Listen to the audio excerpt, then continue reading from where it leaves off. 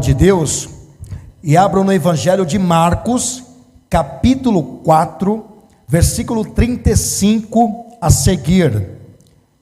Está escrito assim: Jesus apazigua a tempestade, ou seja, acalma a tempestade. E naquele dia, sendo já tarde, disse-lhes: passemos para outra margem.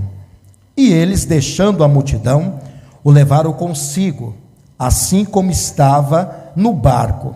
E havia também com ele outros barquinhos, e levantou-se grande temporal de vento, e subiu as ondas por cima do barco, de maneira que já se enchia de água. E ele, Jesus, estava na popa dormindo sobre uma almofada. E despertaram-no, dizendo: Mestre, não te importa que pereçamos? E ele, despertando, repreendeu o vento e disse ao mar: Cala-te, aquieta-te. E o vento se aquietou, e houve grande bonança. E disse-lhes Jesus: Por que sois tão tímidos, medrosos? Ainda não tendes fé? E sentiram um grande temor, e diziam uns aos outros: Mas quem é este que até o vento e o mar lhe obedecem? Quem é este? Quem é este? Quem é este? Jesus, é Ele mesmo. E sentiram um grande temor, e diziam uns aos outros: Mas quem é este que até o vento e o mar lhe obedecem? Esse é o nosso Senhor Jesus. Quando Ele manda, o vento e o mar têm que se aquietarem. Você crê nisso? Então vou ler mais uma vez o versículo 41, e eu quero que você repita comigo bem alto e bem forte. Vamos lá. E sentiram, mais alto, e sentiram, agora mais alto ainda, para acordar todo o Campo Belo que está dormindo. E sentiram um grande temor, e diziam uns aos outros: Mas quem é este? Mas quem é este? Diga: Jesus, que até o vento e o mar lhe obedecem. Você crê neste que está dizendo a palavra? Você crê que Jesus tem todo esse poder no céu, na terra e debaixo da terra? Quantos creem nesse poder de Jesus? Então desocupe as suas mãos e dê para esta palavra a mais sincera, a mais poderosa, a mais verdadeira salva de palmas. E enquanto você aplaude, glorifica o nome deste, que é Jesus, que até o vento e o mar aquietam, lhe obedecem. Senhor meu Deus e meu Pai, a sua palavra vai ser ministrada nesta manhã. O seu povo não veio aqui ouvir palavras de sabedoria humana, mas a sua palavra. Então abre os céus para receberem esses aplausos, e a cada pessoa que te glorifica nesta manhã, derrama a sua glória, o seu poder, e venha com seu Espírito Santo, e tome a boca do mensageiro, tome os lábios do pregador, e envie, Senhor, a sua palavra com poder e autoridade, com poder e revelação, e que a sua palavra vá e percorra toda a terra e produza o resultado para o qual está sendo mandada, em nome de Jesus, amém e graças a Deus. Podeis assentar. Esse texto é maravilhoso, né? E se formos olhar por uma ótica espiritual e não totalmente literal nesse texto, nós vamos aprender duas lições com ele. E é interessante que Jesus, ele tem um foco. Qual que é o foco de Jesus aqui no versículo 35? Passar para outra margem do rio. Onde que levaria essa outra margem do rio? Se você ler o capítulo 5, você vai ver. aldeia dos Gadarenos. Exatamente isto. Jesus é onisciente, correto? Quem crê que Jesus é onisciente? O que é ser onisciente? É sabedor de todas as coisas. Jesus é onisciente, que sabe tudo sem que ainda exista. Ele sabe até o futuro sem que exista. Eu e você não. Nós não somos oniscientes. Eu não sei o que vai acontecer daqui uma hora. Você sabe, Vilarino? Ninguém sabe, porque nós não somos oniscientes. Mas Jesus sabe. Além de Jesus ser onisciente, ele também é onipresente. Quer dizer que ele está em todos os lugares ao mesmo tempo. Enquanto Jesus está aqui no Brasil, ele também está lá no Japão, ele está na Europa, ele está no Oriente, ele está no continente, em vários continentes, europeu, asiático, né? E além de Jesus ser onipresente, ele também é onipotente. Isso quer dizer que detém todo o poder absoluto. Então, olha a presciência de Jesus: onisciente, sabedor de todas as coisas, até o futuro, sem sequer que exista. Onipresente, está em todos os lugares ao mesmo tempo. E onipotente, que detém todo o poder absoluto. Então Jesus, quando ele diz para os discípulos que os discípulos não são oniscientes, Jesus entra no barco e diz: vamos passar para outra margem do rio. Então o barco está em direção à cidade chamada Gadara. E o que acontecia nessa cidade, ou o que estava acontecendo nessa cidade?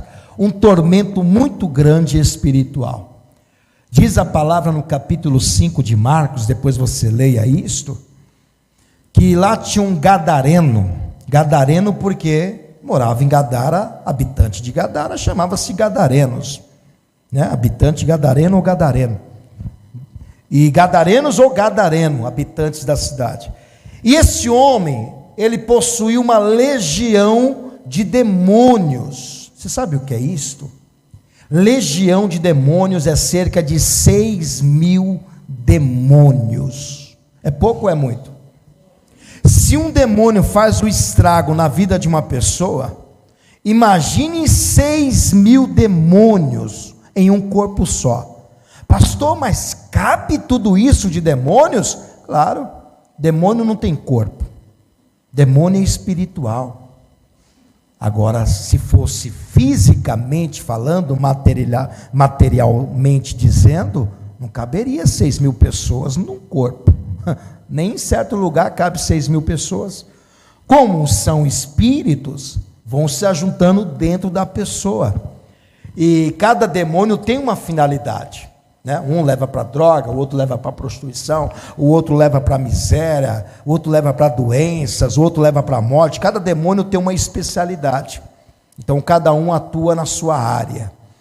Claro que dentre esses 6.000 demônios tem um chefe. Tem um que manda nos 6.000 demônios. É por isso que você, não sei se você já percebeu, ou já viu, ou já aconteceu com você, o caso aconteça com você, já fique ciente disto. Muitas vezes você vê uma pessoa possessa por demônios, e a pessoa expulsa o demônio. O demônio saiu, só que ela continua endemoniada. Por quê? Porque não é um demônio só. É uma legião de demônios. Aconteceu uma certa vez, num caso que eu estive ministrando a palavra, foi agora, recentemente, lá no Capão Redondo. Durante a pregação, eu falando do inferno, né? Para onde que a pessoa ia se não escolhesse Jesus, ia para o inferno. E na minha frente, tinha uma jovem lá que se manifestou. Não sei se alguém que esteve comigo viu isso.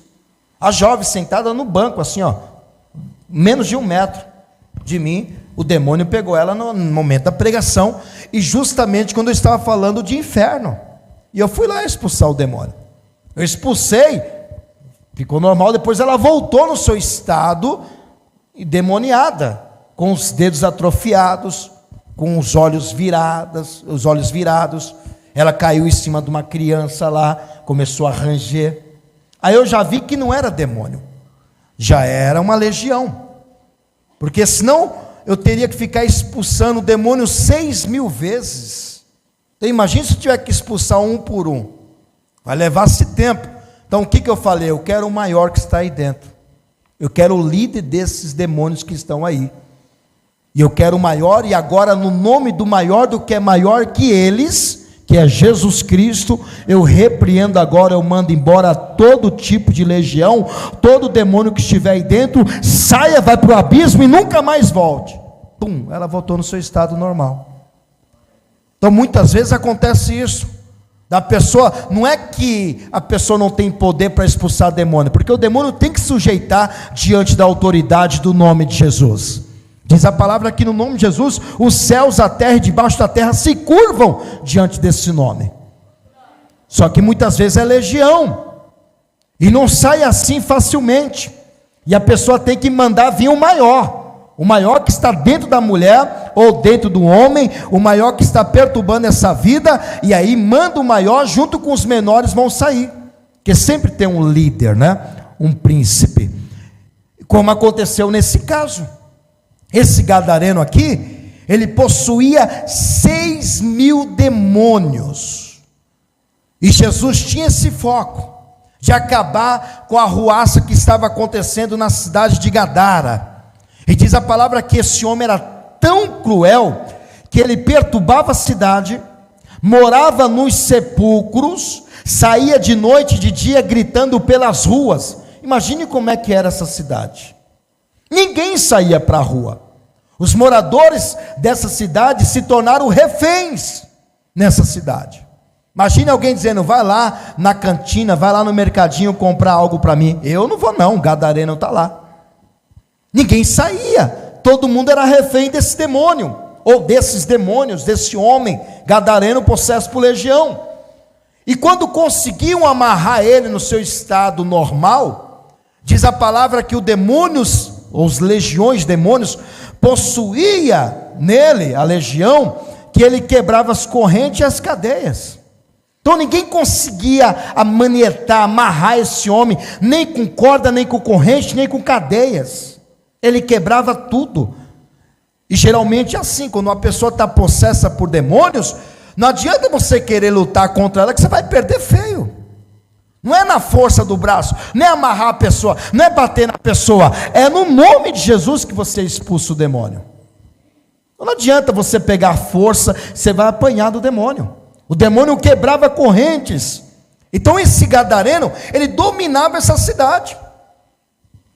Ou melhor dizendo, essa legião de demônios que estavam neste gadareno, dominava a cidade.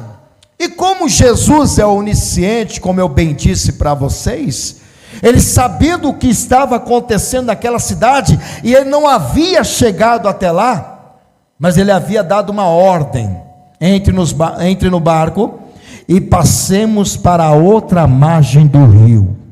Por que Jesus fala isso? Porque ele quer acabar com aquela bagunça na cidade. Ele quer pôr um fim ao medo, o desespero, a ruaça que a legião de demônios faziam naquela cidade. E os discípulos não estavam sabendo o que lhe esperavam do outro lado, mas Jesus sabia o que tinha do outro lado. E aí Jesus entra no barco, e está o mar da Galileia tranquilo, bem tranquilo, mar bem tranquilo, sem vento. E esse mar da Galileia, para quem não conhece, ele ficava a 213 metros abaixo do nível do mar, ainda fica, porque existe, né? Lá em Israel, abaixo do nível do mar Mediterrâneo, é considerado um mar isolado, porque não tem mais nenhum mar, nenhum oceano que encontra-se com esse mar da Galileia. E ficava justamente esse mar da Galileia na província dos Gadarenos, ali próximo, né? Ficava a costa oriental do mar da Galileia, a cidade de Gadara, na região de Decápolis, que era a região de palestinos, né? Decápolis é uma cidade grega, que juntando as duas palavras vão dar 10 cidades. Deca é 10, polis é cidades no grego. Então quando se fala Decápolis, quer dizer 10 cidades. Então ficava ali o mar da Galileia junto com a cidade de Gadara. E é por isso que Jesus entra num barco e diz para os seus discípulos: passemos para a outra margem do rio. Jesus tinha um foco, Jesus tinha um objetivo: acabar com a bagunça que estava acontecendo na cidade de Gadara. E como eu disse, mencionei, o mar estava tranquilo. Jesus está acordado, Jesus está conversando com os discípulos, Jesus está indo ao sentido do mar da Galileia, ao sentido da cidade de Gadara, está tudo em paz, até Jesus dá um cochilo,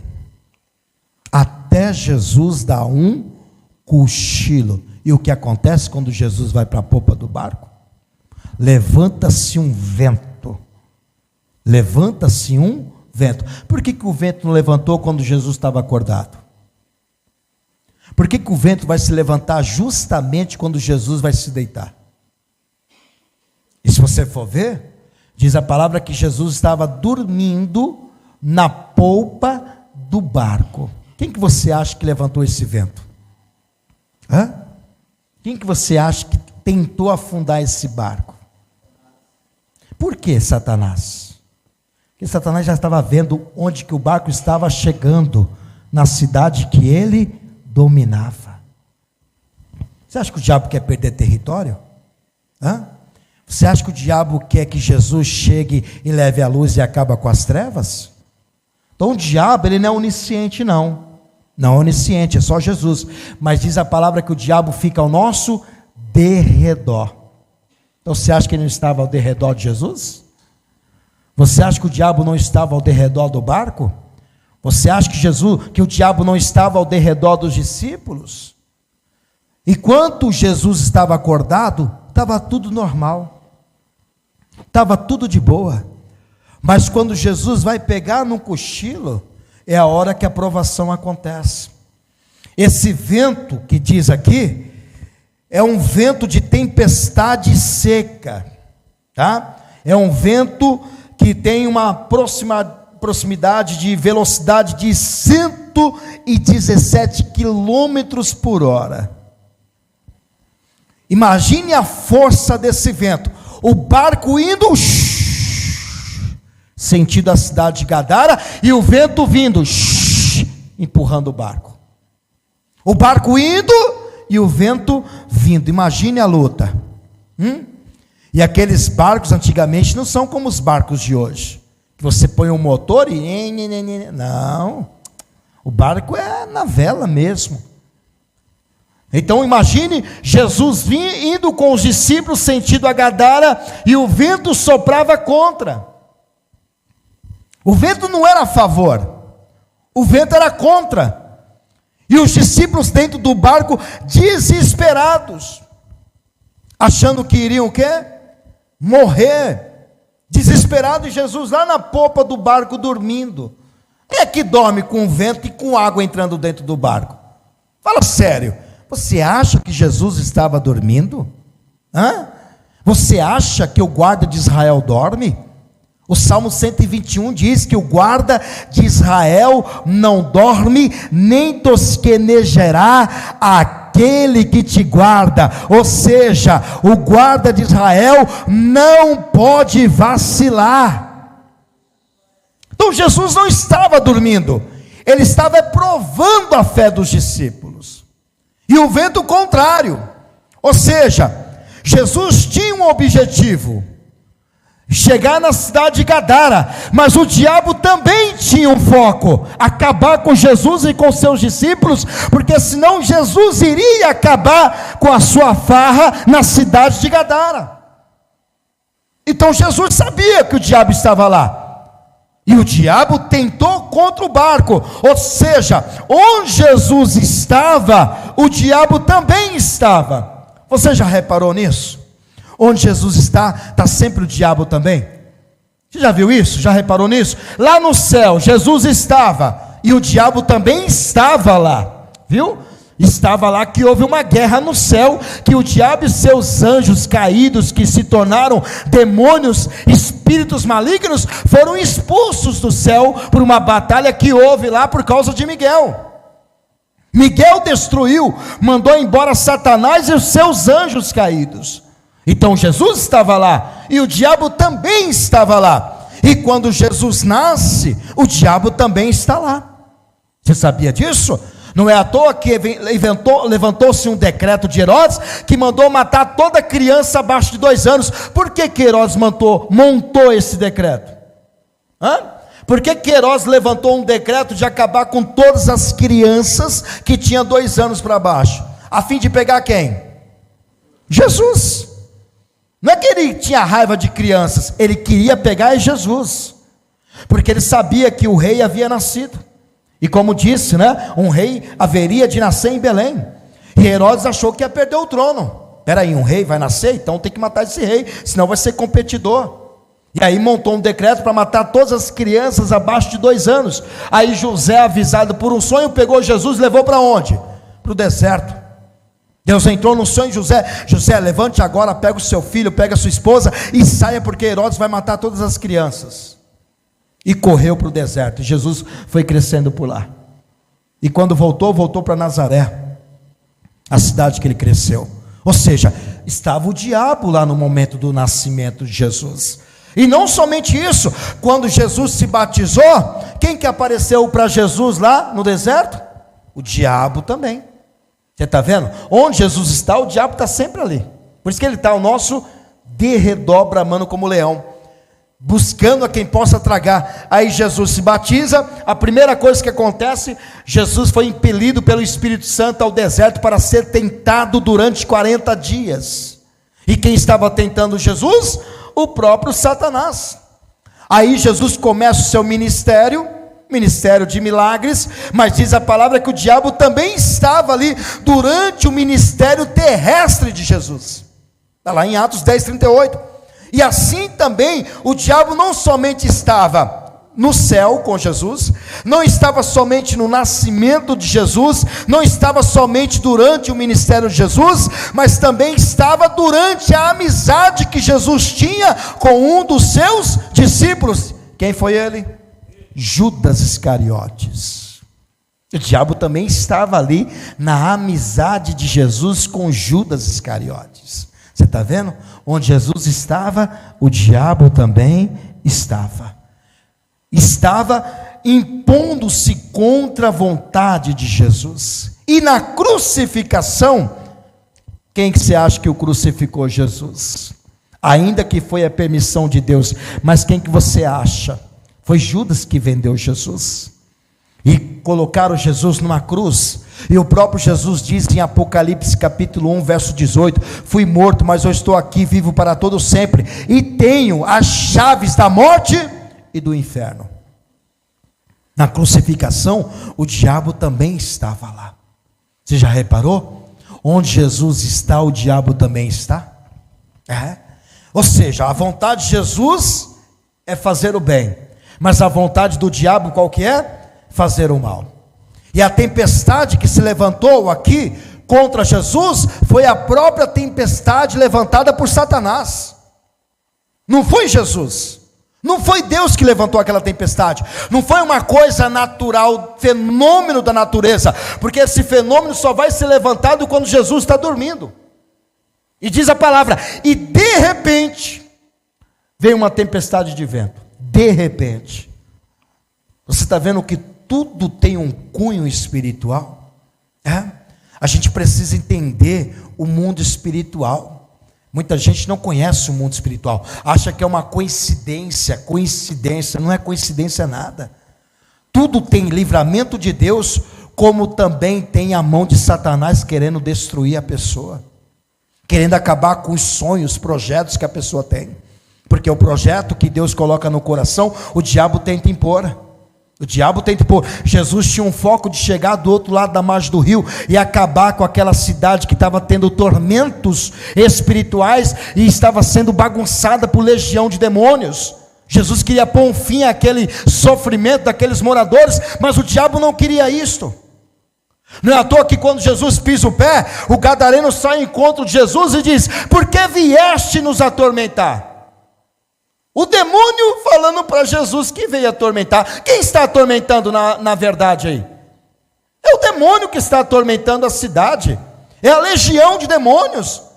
Mas o gadareno diz que não é o gadareno, é o próprio diabo, é o próprio demônio, é a própria legião de demônios na boca daquele homem, dizendo: o que vieste fazer aqui, Jesus? Vieste nos atormentá-los?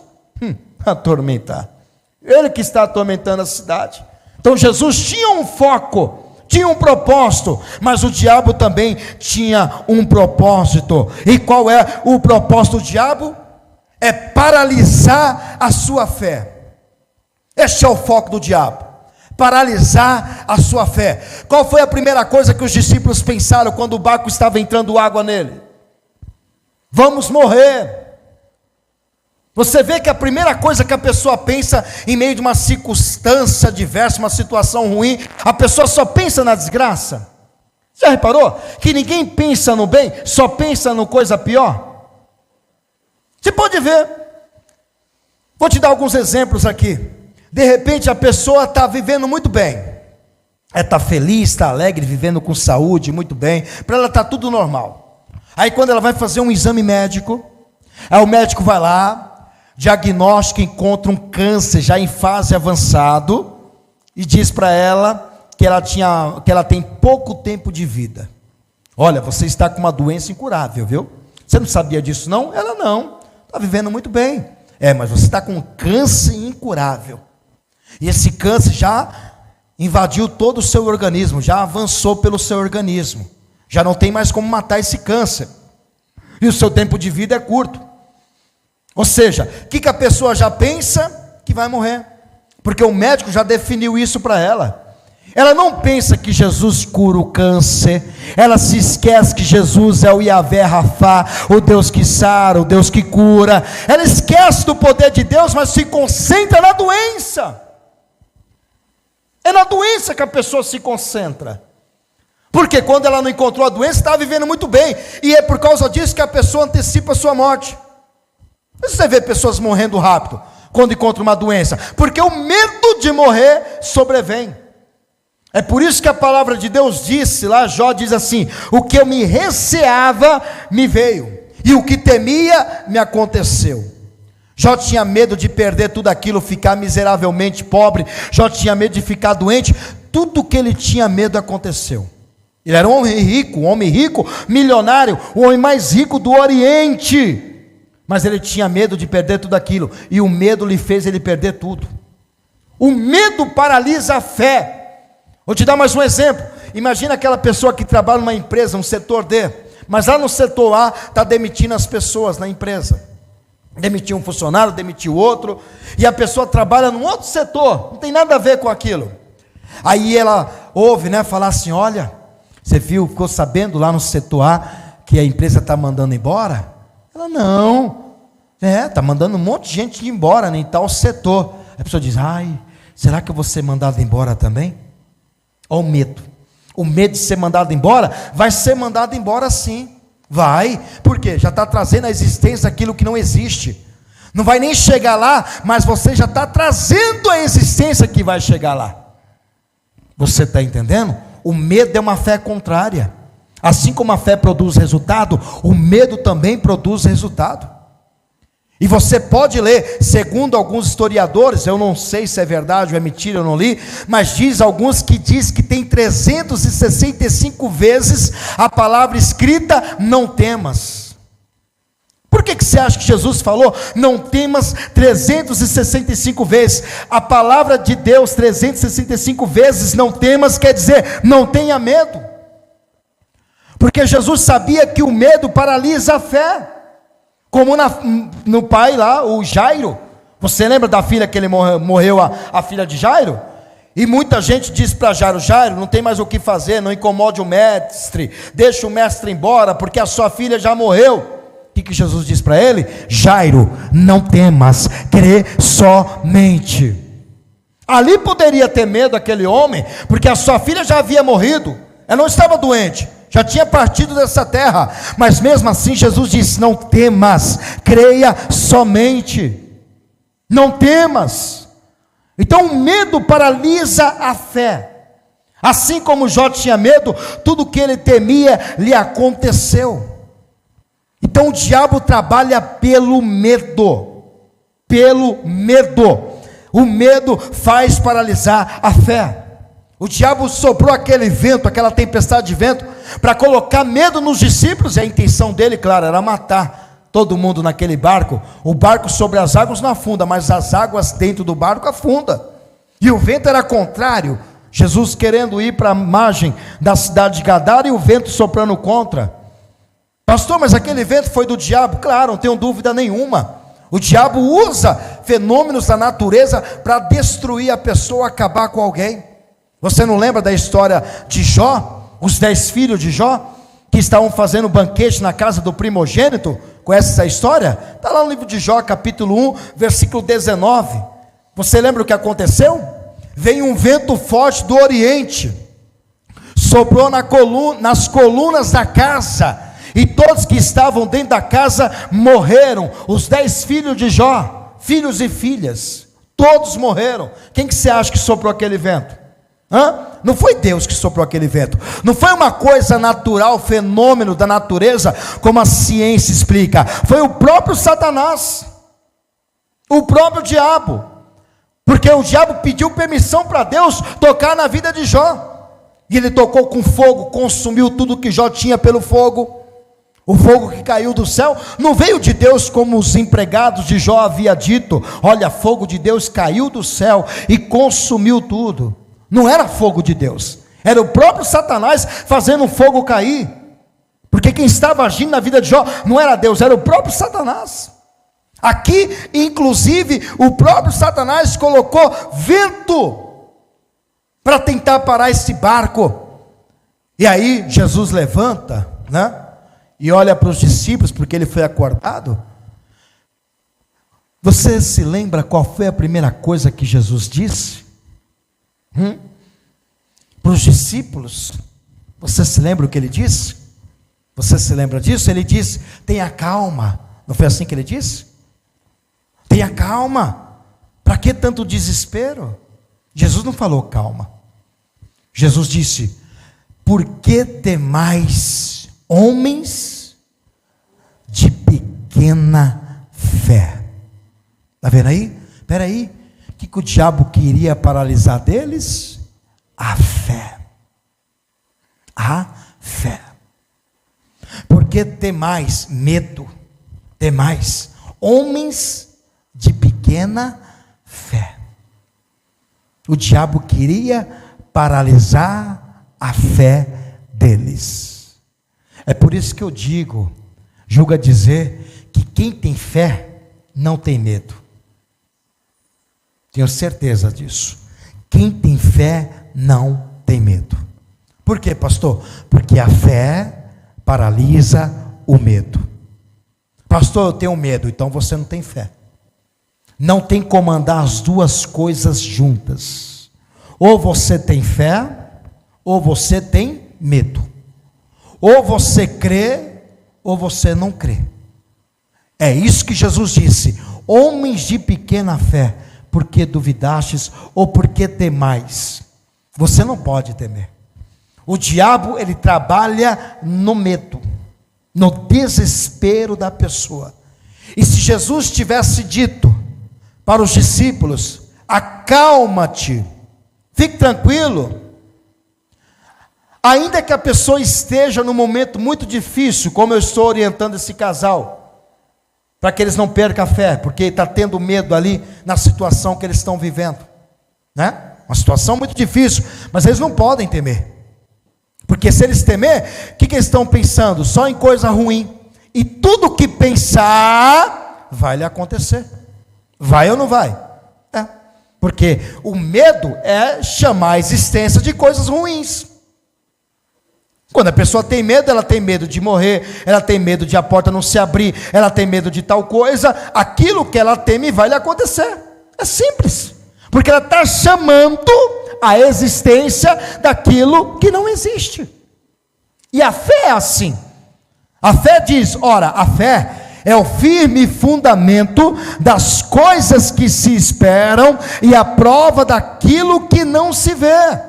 Então, da mesma forma que a fé traz a existência daquilo que não existe, a fé também traz a existência daquilo, o medo também traz a existência daquilo que não existe. Então, se tem medo de ficar desempregado, vai ficar desempregado mesmo trabalhando. Se tem medo de tal doença que vai matar, tal doença vai matar. Se tem medo de que o marido, a mulher, o companheiro, a companheira, o relacionamento vai fracassar ou vai haver traição, vai haver fracasso e vai haver traição. De tudo que você tem medo, assim lhe sobrevém. Então os discípulos tiveram medo. E aí Jesus não disse apenas para eles, né? Olha, acalma-te, porque acalmar em meia situação que eles estavam vivendo, não ia resolver. Calma só traz um espírito de tranquilidade, viu? Paciência, calma. Muitas pessoas, quando estão vivendo uma tribulação, algo agitado na sua vida, a pessoa diz, paciência, calma. Você vai resolver isso. A paciência, a calma, não vai resolver nada. Vai continuar o mesmo problema. O que vai resolver vai ser a fé. É a fé que resolve qualquer tipo de problema. Então não adianta a pessoa ter calma ou ter tranquilidade, porque o problema vai continuar. O problema só é resolvido se você tiver fé. Então está cheio de gente agitado na tribulação, em meio aos problemas, e a pessoa diz, calma, paciência. Não é calma que eu te digo, não é paciência. Jesus não disse calma para os discípulos, Jesus disse calma para o mar. Vento te acalme, mar, aquieta-te. Mas para os discípulos ele disse, tenha fé. Para o mar Jesus mandou acalmar, para o vento Jesus mandou acalmar, mas para os discípulos Jesus mandou ter fé, porque somente a fé resolve qualquer tipo de problema que você está enfrentando. Então eu, como pastor, eu não digo para você ter calma, nem ter paciência, é para você ter fé, para superar este problema. É a fé que vai te fazer superar qualquer vento. O vento aqui para nós é tribulação, é provação, é luta. Você que está passando algum vento na sua vida, eu não sei qual é o vento que você está enfrentando, se é no casamento, se é na família, se são vícios, se são desemprego, se são doença, se é qualquer situação adversa. Eu não digo para você calma, nem paciência, nem tranquilidade. Eu digo para você, tenha fé que Deus vai dar um fim a este tormento. É isso que eu digo para você. Fé não é calma, não é paciência, não é tranquilidade, é fé que vai resolver o que você está enfrentando. Quem tem fé aqui? O que Deus, Jesus disse para Jairo? Ô Jairo, calma. Foi isso que ele disse? Tenha fé. Foi isso que Jesus disse para Jairo, tenha fé. A filha dele já tinha morrido, então só a fé podia trazer. Só a fé podia trazer de volta a filha de Jairo. A calma traria de novo a menina que morreu? A paciência traria de novo a menina que morreu? A tranquilidade de Jairo, deixa eu respirar. Respira, calma. Paciência, traria de volta a menina que morreu? Ou só a fé? O que traria de volta? Só a fé, porque não tinha mais o que fazer. Você lembra de Lázaro? Você lembra de Lázaro? De Maria? Quando mandaram chamar Jesus, Lázaro estava enfermo, não estava morto. E diz a palavra que Jesus ficou mais 2 dias na cidade onde se encontrava. Lázaro está dormindo, Lázaro está tranquilo. Aí quando Jesus chega nas cidades, já fazem 4 dias. Fazem 4 dias que Lázaro está no sepulcro. 4 dias, morto, já lá no sepulcro, já todo amarrado, ou seja, enfaixado, porque ele estava fedendo. E quando Jesus chega, Marta sai ao encontro, Maria depois procura Jesus. Você conhece a história? Jesus, se tu estivesse aqui, meu irmão não teria morrido. como se Jesus fosse o culpado da morte de Lázaro, né? Ah, Jesus, por que você não veio quando meu irmão estava doente? Porque seria mais fácil, né? Meu irmão doente, o Senhor oraria ao Pai, ou o Senhor colocaria as mãos sobre Lázaro, e a enfermidade ia deixar, a enfermidade ia embora, e Lázaro não iria morrer. Agora, Jesus, não tem mais o que fazer. Espera aí, não tem mais o que fazer com Jesus? Espera aí. Jesus é o mesmo ontem, hoje, amanhã, eternamente. Ele disse: eu sou o que era, o que é e o que há de vir. O passado, presente e futuro para Jesus é a mesma coisa. Ele é o único que tem o poder de entrar no passado e restituir os anos que passaram. Para Jesus não tem tempo perdido não, para você tem, para mim tem, mas para Jesus não tem tempo perdido não. O passado para ele faz virar o presente, e o futuro ele traz à existência. Esse é o Deus que eu sirvo, esse é o Deus que eu creio, esse é o Deus de poder, que para ele não tem tempo ruim, não tem tempo perdido, que para ele, como ele mesmo disse, tudo é possível, tudo, sem exceção. Se ele acalma o vento, se ele acalma o mar, se ele ressuscita Lázaro depois de 4 dias, o que ele não pode fazer na sua vida? Está precisando mais é de fé, é isso que está precisando, de crer mais, é ou não é? Se ele faz tantas coisas impossíveis, o que é isto para você? O que é isto para você? E Marta e Maria desesperadas, né? Jesus chega, não tem mais o que fazer. Qual foi a primeira palavra que Jesus disse para Marta e Maria? Você se lembra? Eu sou a ressurreição e a vida, e aquele que esteja morto viverá, e aquele que crê em mim nunca morrerás. Crês tu nisso? Jesus disse: Marta, Maria, se tu creres, verás a glória de Deus. Se tu creres. Quem crê aqui? Se você crer, vai ver a mão de Deus sobre você, viu? Se você crer, você vai ver Deus agindo na sua causa, que para você é impossível, mas para Deus tudo é possível. Você tem que crer, tem que manter a sua fé. Esse texto nos ensina 2 lições. 2 lições. A primeira lição: ninguém está livre da tempestade da vida. Se Jesus passou pela tempestade, se os discípulos passaram pela tempestade, quem somos nós para não passarmos? Ninguém está livre da tempestade da vida. A diferença é que nem todos sabem lidar com tais situações. Isso é uma grande verdade. Muitas pessoas, em meio à situação, o que elas fazem? Se desesperam, não confiam em Deus, a fé vai lá embaixo, não crê que tem saída, não crê que Deus resolve, não crê que tem uma solução. Tem muita gente que não sabe lidar com tais situações. Você vê muitas pessoas morrendo na prova, vou dizer a verdade, morrendo na prova, morrendo no sentido espiritual. Quantas vezes eu não vi pessoas aí fora, que congregavam conosco, e eu pergunto: irmão, você nunca mais foi na igreja? Ai, pastor, uma luta, uma prova. Ué, mas a prova é para você se aproximar de Deus ou se afastar dele? Você está numa prova, o que você tem que fazer? Aí que tem que buscar mais, é ou não é? Você está numa luta, numa situação muito ruim, você vai se afastar de Deus? É assim que eu ouço as pessoas dizendo. Eu falo: você está enganado, viu, meu filho? Se você está numa luta e para de buscar Deus, você vai morrer nessa luta, você vai morrer nessa prova.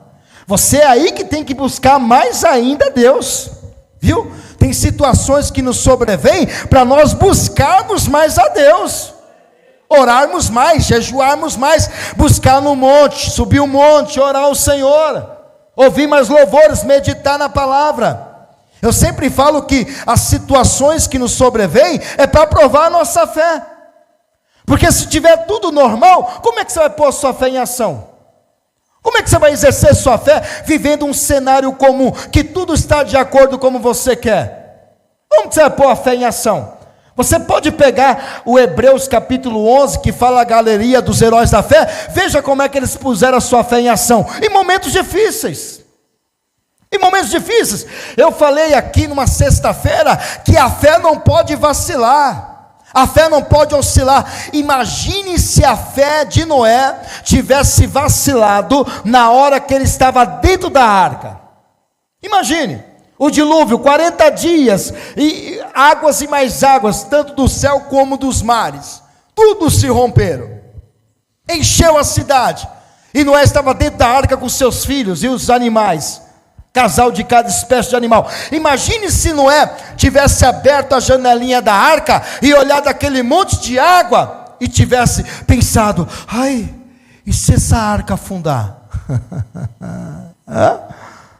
Você acha que afundaria ou não? Afundaria ou não? Se ele tivesse pensado assim, mas por que afundou? Você falou, e a arca afundar? Vai afundar. Imagine, se Noé tivesse pensado assim: se essa arca afundar, teria afundado. Mas a Bíblia diz que pela fé, Noé foi ouvido por Deus, chamado por Deus, e construiu a arca, pela fé. Agora imagine Moisés, passando no mar a seco, o mar vermelho, e sabe qual é a profundidade do mar? 3.000 metros e 300. 3.300 metros de profundidade. Você acha que é fundo? O mar vermelho, no meio dele, o mar se abre. O mar se abre por um vento que vinha do próprio Deus, que soprava. Imagine o vento abrindo o mar, e aquele barulho de águas que se tornaram duas paredes, direita e esquerda. Duas paredes de 3.000 metros de alturas de águas. Você acha que não fazia barulho tanto o vento contra a água? Barulho da água. E o vento. E as águas. Aquele impacto. Parede de 3.000 metros de água. Mais 3.000 metros de água, direita e esquerda. E o povo passando onde? No meio. Imagine se Moisés olhasse para o lado esquerdo, que via água, para o lado direito, e pensasse: e se essas paredes de água voltarem? O que você acha que teria acontecido? Teria morrido Moisés e todo o povo. Ele não pensou assim. A fé de Moisés não oscilou. A fé de Noé também não oscilou. Imagine Davi. Davi está cheio de fé: eu vou lutar contra o gigante. Aí ele se apresenta realmente de frente do gigante, que é do tamanho desse teto aqui, Imagine um homem desse tamanho, forte, viu? Forte, com escudo, com lança, com espada, com couraça. Um homem que é guerreiro desde a sua meninice. E agora Davi, sem capacete, sem couraça, sem escudo, sem lança, sem espada, só com pau e pedra e funda. Imagine se Davi olhasse assim para o gigante e pensasse: meu Deus, ele é muito grande. O que você acha que teria acontecido com Davi? Davi não estaria mais nem registrado para contar a história. Você está vendo que a sua fé não pode vacilar? A sua fé não pode vacilar. Imagine se Jó, naquele momento de tristeza, de perda, se ele tivesse não crendo mais que Deus poderia levantá-lo novamente. Imagine qual seria a situação de Jó. Ia morrer com doença, miserável, pobre e sozinho. Mas sabe o que Jó disse? Eu creio que o meu Redentor vive, e que por fim se levantará sobre a terra. Jó não duvidou que Deus iria mudar o seu estado. Jó continuou crendo, mesmo vivendo uma situação ruim. Imagine se a fé de Jó oscilasse. Imagine se a fé de Daniel tivesse vacilada dentro da cova dos leões. O que teria acontecido com Daniel? Virado comida de leões. Nem roupa ia se encontrar mais de Daniel, nem veste alguma, nem ossos de Daniel ia sobreviver, porque os leões teriam devorado todos os ossos. Mas Daniel estava lá e dizendo: o Senhor fecha a boca dos leões, o Senhor envia o anjo e livra os seus servos. Isso é fé. Leia capítulo 11, Heróis da Fé, e você vai ver que todos eles usaram a sua fé em momentos críticos, em momentos de desafios, em momentos entre a vida e a morte, e todos venceram pela fé. Todos venceram pela fé. É por isso que a palavra de Deus diz, né? Hebreus 10, 38, e o justo viverá da fé, e se ele recuar, a minha alma não tem prazer nele. Está lá, Hebreus 10, 38, o justo vai viver da fé. Se ele voltar atrás, Deus não tem prazer mais nele. E Hebreus 11, 6 diz: ora, sem fé é impossível agradar-lhe, porque é necessário que aquele que se aproxima de Deus creia que ele existe e que é galardoador dos que o buscam. Tudo é pela fé, gente. Tudo é pela fé. Então, quando vem tempestades contra você, tempestades que eu falo, provação, é para você colocar sua fé em ação. É para você exercer sua fé e crer naquele que te chamou, que é poderoso para realizar o milagre. É isso que você precisa crer. Jesus disse em João 16, 33, ele disse: no mundo tereis aflições, mas tende bom ânimo, eu venci o mundo. Então Jesus estava provando a fé daqueles discípulos que estavam no barco quando ele estava dormindo. Jesus não estava dormindo. Te garanto que não estava dormindo, porque o guarda de Israel não dorme, ele não vacila. Mas ele estava provando a fé dos discípulos, que quando ele acorda, a primeira coisa que ele chama a atenção é: porque sois tímidos, homens de pequena fé? Por que está duvidando? Ou seja, Jesus queria que alguém daquele barco, que estavam 12 ali, pudesse ser levantado e mandado o vento e o mar acalmar. Mas nenhum deles fizeram isso, todos ficaram com medo de morrer. E não é assim? Quando você está numa luta, a pessoa só pensa na desgraça, só pensa contrário, ela nunca pensa que tem uma saída, que Deus dá a saída, só pensa em algo diferente. Eu, quando vou falar com uma pessoa que não é batizada, sabe o que a pessoa fala para mim? Não todas, mas algumas delas. Algumas dizem assim: pastor, e se eu me batizar e ir para o mundo? Espera aí. Eu falo: meu filho, você nem entrou nas águas, está pensando no mundo? Não é mais fácil a pessoa pensar: pastor, eu vou me batizar e Deus vai me abençoar, não vai? É assim ou não é? Não é mais fácil pensar assim? Eu vou me batizar e Deus vai me abençoar, do que se eu me batizar e ir para o mundo. Olha o pensamento da pessoa: me batizar e ir para o mundo. Vai para o mundo mesmo, porque você está chamando a existência aquilo que não existe. É mais ou menos aquela pessoa que não é dizimista, ganha pouquinho, e sabe o que ela fala? Ai, pastor, sabe por que eu não devolvo o dízimo? Porque eu ganho tão pouquinho. Se eu devolver o dízimo, pastor, vai me faltar. Ué, por que ela não pensa? Eu vou devolver o dízimo e Deus vai fazer multiplicar. Pensa positivo, pense diferente. Você sabia que o Provérbios 16, 3 diz: assim como você pensa na sua alma, assim você é. Você é aquilo que você pensa. Se você pensar como coitado, você vai ser um coitado. Se você pensar como um pequeno, um Zé Ninguém, você vai ser um Zé Ninguém. Agora, se você pensar que pode todas as coisas naquele que te fortalece, você vai alcançar, conquistar todas as coisas naquele que te fortalece, que é Jesus. Como você pensa, assim você é.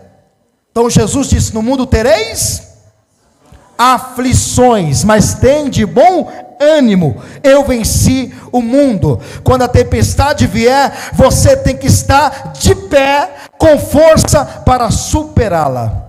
Você tem que estar de pé, você não pode recuar. Sabe o que diz Provérbios capítulo 24, versículo 10? Coloca aí Provérbios 24, 10. Olha o que vai dizer a palavra: se te mostrares frouxo, sabe o que é frouxo? É fraco. Se te mostrares frouxo no dia do quê? A angústia, a luta, a adversidade. No dia da luta, da adversidade, da provação, se você se mostrar fraco nesse dia, como é que vai ser sua força? Será pequena, você não vai vencer. Você não pode se dar por derrotado quando vier a adversidade. Quando você estiver numa luta, você não pode se dar por vencido. Eu nunca me dei por vencido. Eu sempre olho para a saída e sempre olho para a conquista. Eu faço igual Paulo, tudo posso naquele que me fortalece. Paulo era assim, ele não se via derrotado, ele se via um vencedor. Não é à toa que ele diz em Romanos 8, quem tentará acusações contra o Senhor, contra os escolhidos de Deus, se é o Senhor quem justifica, e em Cristo nós somos mais do que vencedores. Não é vencedor, é muito mais do que vencedor. Paulo não se dava por derrotado. Então a primeira lição que nós aprendemos com esse texto: ninguém está livre da tempestade da vida que virá para todos. Você tem que superar. Romanos capítulo 12, versículo 12 também. Olha o que diz a palavra, Romanos 12, 12. Alegrai-vos na esperança, sede pacientes e perseverai na oração. Você tem que ser o quê? Paciente, tem que perseverar, você não pode desistir. Segunda lição que nós aprendemos com esse texto: quando a tempestade vem, não basta apenas manter a calma, como eu disse, é preciso manter o quê? É preciso manter o quê? A fé, é isso aí. A calma é um estado de tranquilidade, mas não resolve nada. A pessoa está muito calma, mas não tem fé alguma, ela não vai resolver. A calma te traz apenas um estado de tranquilidade de espírito, porém não resolve o seu problema. Somente a fé pode dar um fim a tal situação que você está enfrentando um bom tempo. Observe que quando Jesus despertou do barco, como eu disse, né? Despertou do sono no barco, ele não disse para os discípulos manter a fé, manter a calma, a paciência, a tranquilidade. Ele disse para os discípulos: mantenha fé, tenha fé, porque só a fé vai resolver esta situação. Então, quando você estiver num perigo, em alguma adversidade, eu sempre falo que a coragem, ela é boa. A coragem te leva à entrada do perigo. A pessoa diz: eu tenho coragem de fazer tal coisa. Ela tem coragem, mas quando ela vai dentro de tal situação, aí já não é mais a coragem, é somente a fé que pode livrar do perigo. A coragem te leva para enfrentar o perigo, mas só a fé te livra do perigo. A mesma coisa, só a fé vai te dar a vitória sobre a situação que você está enfrentando. Então observe, Jesus chamou a atenção dos discípulos para a fé, não para a calma. A calma não iria resolver situação alguma da tempestade, mas apenas a fé. Então, ao invés de você manter a calma, mantenha a sua fé em Jesus. Continue olhando para Ele. Em 1 carta de Coríntios, capítulo 16 e o versículo 13, olha o que Paulo vai dizer: vigiai, estar firmes na fé. Eu vou mudar a tradução para você ver na NTLH como é que fica esse versículo. Fica até mais, olha lá: estejam alertas, fiquem firmes na fé, sejam corajosos e sejam fortes. É assim que você tem que estar diante da tempestade da sua vida, diante da adversidade. Manter-se firme no Senhor e manter-se firme na fé, fortes e corajosos. Se coloque de pé, podem aplaudir ao Senhor bem mais forte. Mantenha a fé, não mantenha a calma não, mantenha a fé. Os ventos vão soprar, hein? Esse vento era contra. Muitos ventos contras virão sobre você. E o que você vai ter que ter? Muita fé. Não é calma não, não é paciência não, porque isso não vai resolver o problema. O que vai resolver o seu problema é a sua fé. É a sua fé. Pastor, eu estou com a minha fé lá embaixo, quer aumentar a fé agora? Pastor, eu quero entregar minha vida para Jesus, que eu não fiz isto ainda. Levante a mão, você que entregou a vida para Jesus.